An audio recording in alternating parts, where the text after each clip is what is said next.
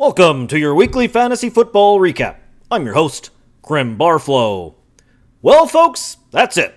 The regular season has come to a close, but not without its fair share of controversy, drama, and squabbling. First off was a matchup of two teams on the outside looking in, as Will Levis's baby arm took on Team Hot Logs. Logan continued his pride parade late in the season, handing Chris yet another defeat by a final tally of 152 to 105.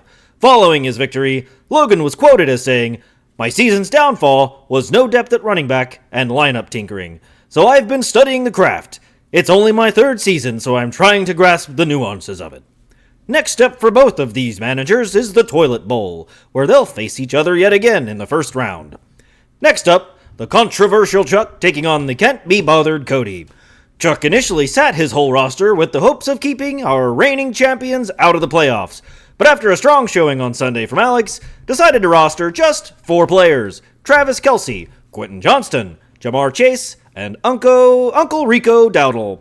And still, he only lost by 0.35 points. Cody yet again starts players that didn't play in a week with the highest of implications. I'm told by League Powers that this will be his final year in the league due to a complete lack of activity. Next up, a matchup that saw Hakuna and Jigba squaring off against 2.5 Burrows. This looked to be a statement game from the league newcomer Mike. Thanks in large to a 50 burger from Josh Allen, Mike is putting the rest of the playoff teams on notice that he is not going to be overlooked. After the game, we caught up with Mike for his thoughts. My plan is to go with the team I have. If I lose because of that, so be it. But I'm proud of the team I built for being confused on draft night on how live auctions work. Now to the matchups that shook up the playoffs. First, we have the Schmucks taking on Olave Garden. For only the second time this season, John put up a scoring clinic, and it could not have come at a more inconvenient time for Dalton. John's second win of the season comes in Week 14 and spoils Dalton's postseason aspirations. In a show of toddler-like sore loserness, Dalton has put his entire team on the trade block. I think it's fair to say these are not the actions of a future league champion. When asked for a comment after the game, here was his response.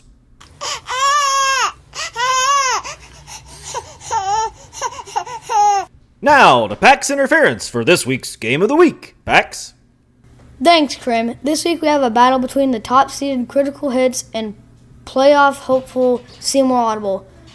With the Schmucks upsetting Olave Garden, this was a win and end game for Chris, and win he did. Flying high on the back of Puka Nakua, Chris was able to upset Derek and punch his ticket to the postseason.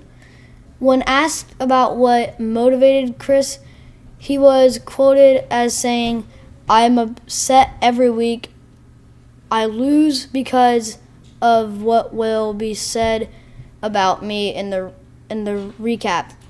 Very motivating, Chris. Back to you, Krim. Thanks, Pax. And there you have it. The regular season has ended, and the postseason begins. Let's have a look at how the playoff bracket shakes out.